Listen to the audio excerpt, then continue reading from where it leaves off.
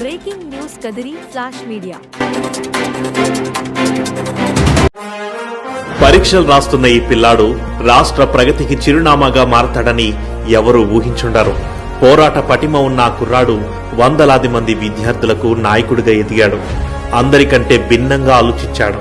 ఆంధ్రప్రదేశ్ రాజకీయాల్లోకి అడుగుపెట్టాడు. 28 ఏళ్లకే ఎమ్మెల్యే అయ్యాడు. 30 ఏళ్లకే మినిస్టర్ అయ్యాడు. ఎన్టీఆర్ గారి దృష్టిని ఆకర్షించాడు. నందమూరి కుటుంబానికి అల్లుడయ్యాడు. తెలుగుదేశం కుటుంబంలో భాగమయ్యాడు. కష్టకాలంలో పార్టీని కంటికి రెప్పలా కాపాడాడు. అత్యంత చిన్న వయసులో ఆంధ్రప్రదేశ్ ముఖ్యమంత్రి పీఠమెక్కి చరిత్ర సృష్టించాడు. బంగారు భవిష్యత్తును ఊహించాడు. హైటెక్ సిటీని నిర్మించాడు. తరాలు మారినా అతని తపన మారలేదు.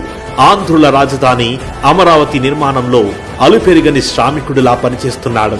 అమరావతికి చట్టభద్రత కల్పించి ఆంధ్రుల భవిష్యత్తుకు బంగారు బాటలు వేసింది ఆయన విజన్.